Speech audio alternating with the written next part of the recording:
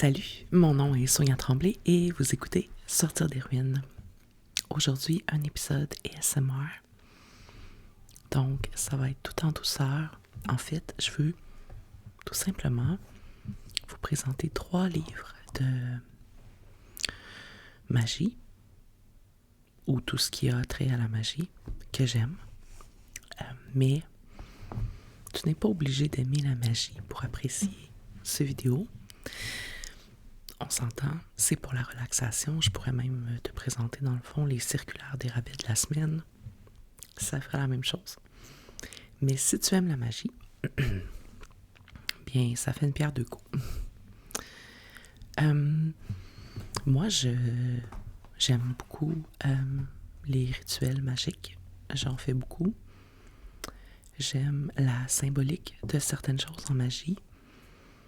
Les sorts. Je fais pas beaucoup de sorts. Je préfère des choses reliées à l'introspection, au développement personnel, des trucs bienveillants.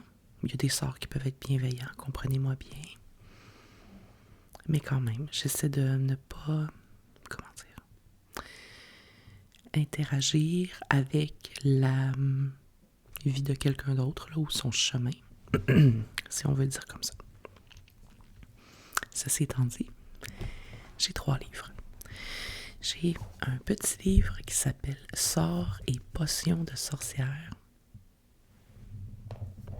Ce livre-là, je l'ai acheté au musée Pointe-à-Cayère quand il y avait l'exposition sorcière l'année passée. Il doit sûrement se trouver ailleurs. Si ça vous intéresse, c'est Sorts et potions de sorcière, Secret d'étoiles. Le site web, c'est le www.secretdétoiles, étoile avec un S.com.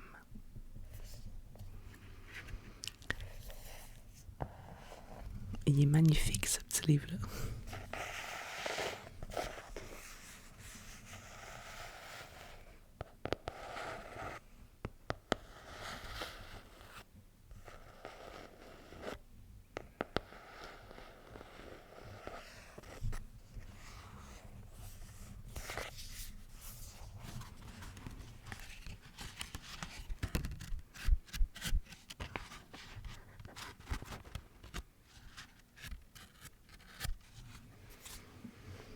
Toutes les bordures des pages sont dorées.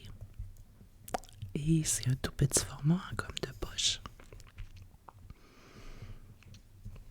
Je trouve ça cool d'imaginer de l'avoir, quelqu'un qui le porte tout le temps avec lui au cas où. Qui a besoin d'un sort à la dernière minute, on sait jamais. Je vais vous montrer l'intérieur, c'est très joli.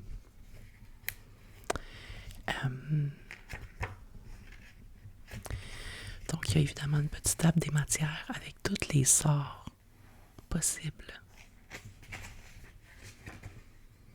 Petite, elle est très longue en fait. Là, il y a 103 sorts potions. Je vais vous donner des exemples. Donc, il y a une section potions magiques. Potions pour les bras cassés. Potions contre les indésirables au jardin. Potions contre les vilaines toux. Ah, ça va être pratique cet hiver, ça. Potions pour passer de bonnes nuits. Potions pour retrouver sa voix. Potions d'amour. Potions contre les boutons. Il y a une section également sorts et sortilèges. Dans la section sorts et sortilèges, c'est beaucoup des talismans. Donc, rituel contre le mauvais œil. Rituel pour des rêves prémonitoires. Rituel pour faire fleurir les souvenirs. Rituel contre la coquetterie. Il n'y a rien de mal à la coquetterie. Il y a des talismans. Talismans contre la mauvaise fortune. Talismans des esprits de la forêt. En tout cas, c'est vraiment cool. Et donc, après ça, à l'intérieur, à chaque page là, du sommaire, eh bien, tu as justement les recettes de potions, de talismans à faire. Des images aussi. c'est toutes des petites recettes, des petits talismans comme ça.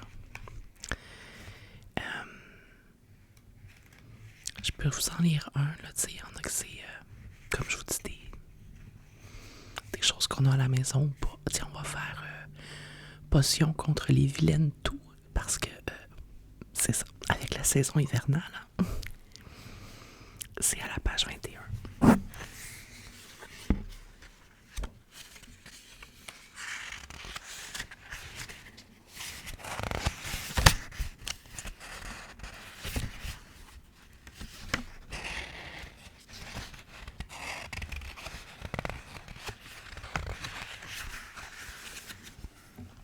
La voici.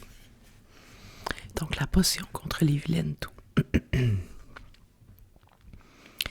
Confectionnez un délicieux sirop de violette qui viendra à bout de votre toux, 3 cuillerées à soupe par jour, que vous pourrez utiliser aussi en gargarisme contre les angines, les rhumes et les bronchites.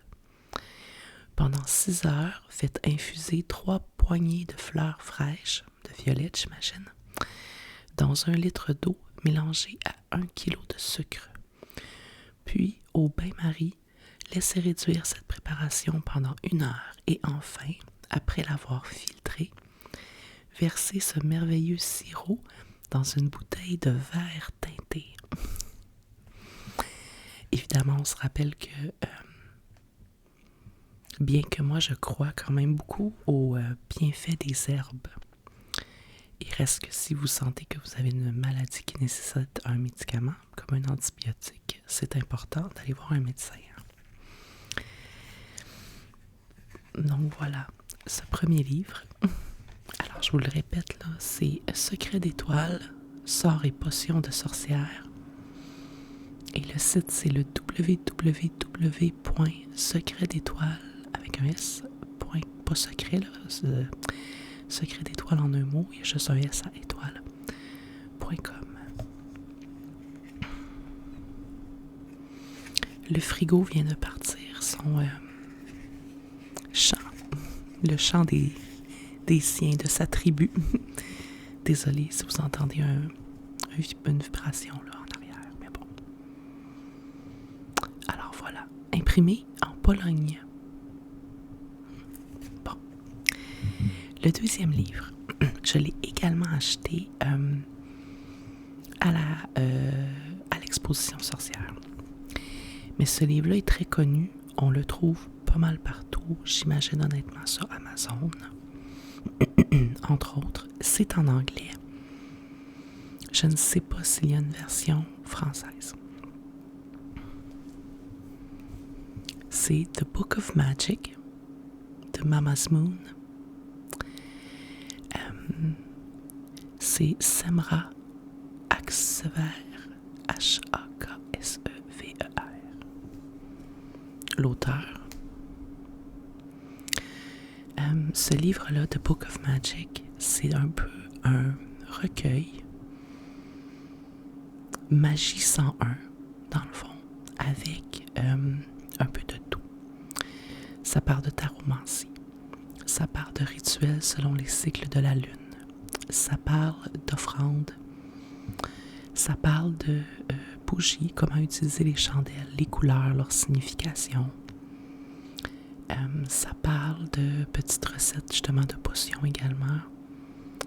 Ça parle de symboles magiques dans la vie. Exemple, quand tu vois une araignée, qu'est-ce que ça veut dire? Quand tu vois une coccinelle, qu'est-ce que ça veut dire? Bon, tout ça.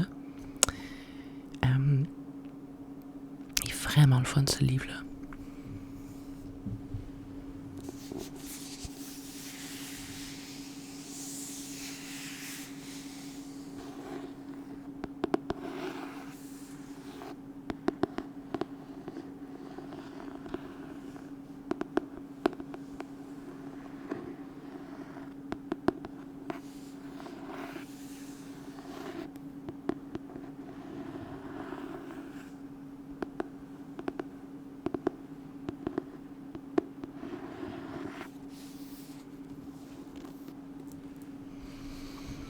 Il est superbe à l'intérieur.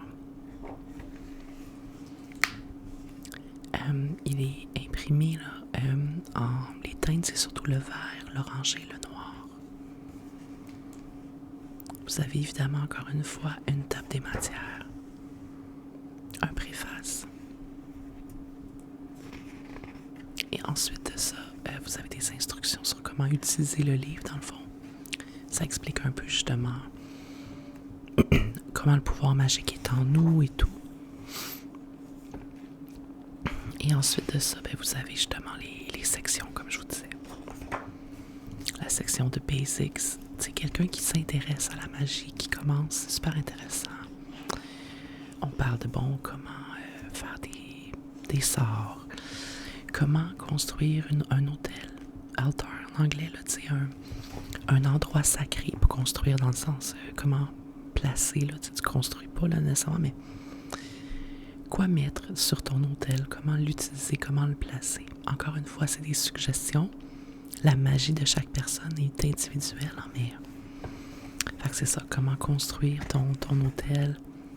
Tu as ensuite des descriptions de tous les différents éléments, tu sais, comme les points cardinaux, les cristaux. Après ça, tu as plein d'exemples de pratiques magiques. Tu as un chapitre sur les herbes. Donc, 10 herbes essentielles à avoir chez toi. Tu as des exemples de comment les planter, ceux qui veulent en planter, comment faire sécher des herbes. C'est vraiment imagé, très simple. Tu sais, la magie, ça n'a pas besoin d'être compliqué.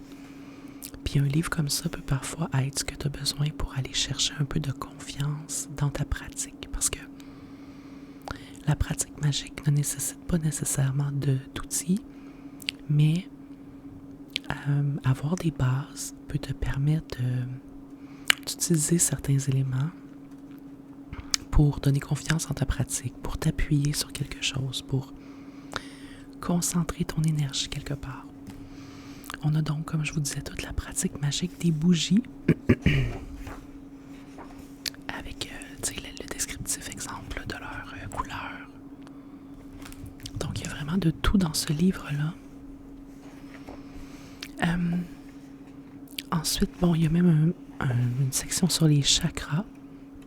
Il y a une section sur les cycles de la lune. La lune qui est évidemment un élément super important en pratique magique avec ses cycles, son évolution, quoi faire selon chaque cycle de lune, comment utiliser ta magie. Tu as des rituels également, comme un rituel, mettons, de pleine lune. Après ça, il y a une section sur les cristaux. Je sais qu'il y a beaucoup de gens, moi je travaille pas beaucoup avec les cristaux, mais je sais qu'il y a beaucoup de gens qui aiment ça.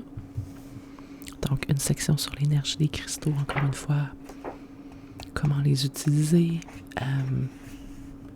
le descriptif des cristaux avec leurs propriétés. Il y a les lignes de la main, la lecture des lignes de la main. Il y a même une section aussi avec des petits défis quotidiens quand tu veux un peu justement rendre ta magie vivante dans ton quotidien, te donner des défis pour l'intégrer à tes journées. Tu as une section lotion avec crème, mettons, et potions avec des recettes, des rituels, en tout cas, c'est ça, comme je vous dis, là, il y en a, la lecture dans les feuilles de thé. Il y a de tout, des cérémonies. Moi, j'aime bien la section sur les omens. Je sais pas c'est quoi le mot en français. C'est comme c'est quand dans le fond des offrandes, un peu comme, tu sais, quand tu vois justement des symboliques animales dans ton quotidien, là, comme exemple des corbeaux. Je vais vous en lire quelques-uns. Mettons que tu vois un hibou. Mais tu sais, quand je dis vois, là, ça veut pas dire tu le vois à la télé, là. Je veux dire, quand tu as vraiment l'impression d'avoir tout à coup un hibou, mettons, qui te regarde, qui vient vers toi, tu sais, une connexion, là, parce qu'évidemment, tu sais, mettons des coccinelles, on en voit souvent, mais je veux dire, tu sais, une coccinelle qui vient se poser vers toi ou que tu découvres à l'intérieur de la maison, tu sais, des choses comme ça. Donc, mettons un hibou, je vous traduis là, librement, là, ça dit, les hiboux sont des offrandes de succès. Si vous voyez un hibou, 3 jours après avoir fait un sort ou un rituel, ça signifie que votre magie fonctionne. Si tu vois une araignée, si une araignée se montre à vous, ça veut dire d'être patient. Vos souhaits sont en chemin vers vous. Et si vous avez la chance de voir vos initiales dans une toile d'araignée, donc tissée un peu par l'araignée, ça veut dire de la bonne chance pour toujours.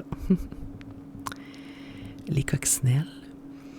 Une coccinelle est un messager de joie, donc d'événements heureux. Les papillons sont des messagers de l'au-delà, vous rappelant de penser aux êtres chers qui vous ont quittés et qui vous protègent. Un pied qui pique, si ton pied pique, ça veut dire que tu vas bientôt voyager. Bon, en tout cas, voyageant, il y en a plein comme ça. Fait que voilà. Donc, ce livre-là, Mama Moon's Book of Magic, de Semra Axever.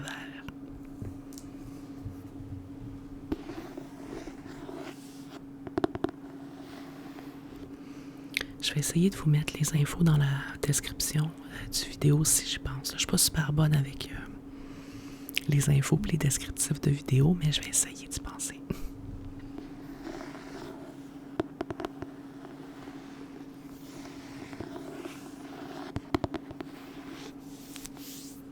Et le dernier livre que j'aimerais vous montrer, celui-là je l'ai acheté sur Amazon. Je ne l'ai pas encore lu au complet, je viens de le recevoir pour la période de Yule, qui débute le 21 décembre. Alors c'est Yule de Winter Solstice. Encore une fois, le livre est en anglais par contre. Je ne sais pas s'il est possible de l'avoir en français. Et c'est de Amy Cesary. A-M-Y espace C-E-S-A-R-I.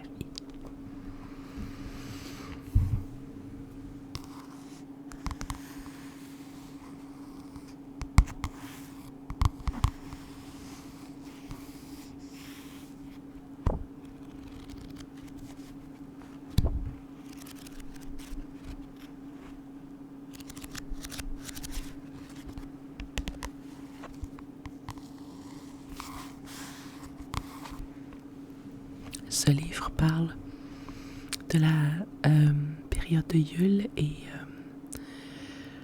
du solstice d'hiver en général. Yule, c'est une période du 21 décembre au 1er janvier ou au 31. Je vous en ai parlé brièvement dans mes suggestions pour décembre. Je vous ai parlé de la tradition des 13 souhaits de Yule. C'est ma tradition favorite pendant la période de Yule, mais il y a plein d'autres choses reliées au solstice d'hiver. Ce livre est magnifiquement imagé. J'espère que ce n'est pas du AI. Honnêtement, c'est parfois difficile maintenant de le savoir. Il n'y a pas de mention d'AI, mais... Ah là là, j'essaie de regarder. Il n'y a pas de mention d'AI, mais parfois... on est surpris. Je regarde pour être sûr. Je lis les petits caractères, mais je ne vois pas de mention. Ce serait une bonne nouvelle. Je n'aime pas les choses faites en AI.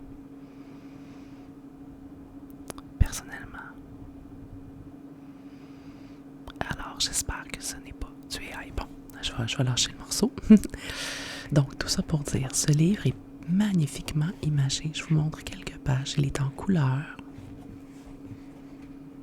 Regardez comme c'est beau. Toutes les pages sont magnifiques. C'est vraiment festif. Mais festif Yule, pas juste Noël. Ça met vraiment dans une ambiance là, vintage, un peu rustique, naturelle. Regardez comme c'est beau. C'est magnifique, sérieusement.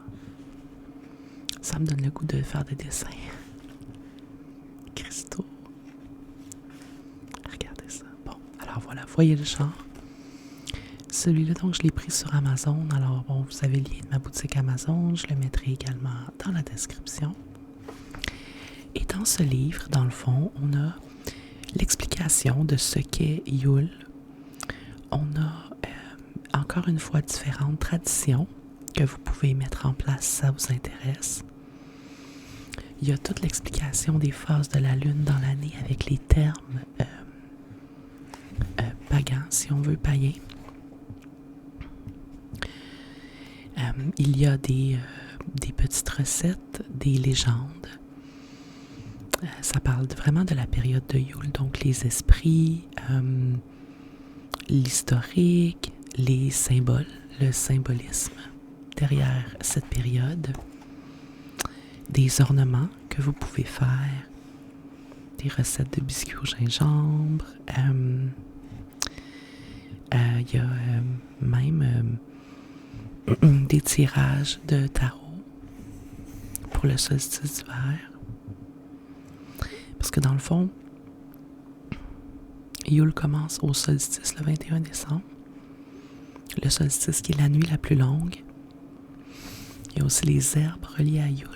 Puis c'est ça, le solstice qui est la nuit la plus longue. Et c'est un peu ça qu'on honore avec cette période-là. C'est le retour de la lumière, parce qu'on le commence à la nuit la plus longue, le 21.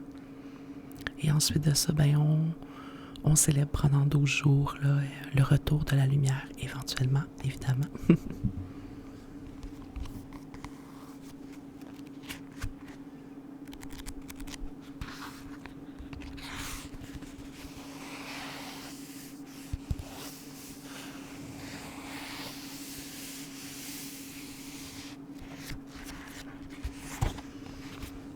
Voilà les 3 livres que je voulais vous montrer. J'espère que vous avez aimé cette petite incursion dans ma magie, dans mes croyances. Ou sinon, j'espère que vous avez tout simplement pu relaxer et vous endormir en m'écoutant parler de rituels et de solstice d'hiver. Alors voilà, c'est tout pour aujourd'hui. Il reste un dernier épisode la semaine prochaine. Et après, je prendrai une pause pour la période des fêtes. Je serai de retour comme à la mi-janvier, mais il nous reste quand même la semaine prochaine avant ça. Donc voilà. Sur ce, je vous souhaite une bonne relaxation. Mon nom est Sonia Tremblay et vous avez écouté Sortir des ruines.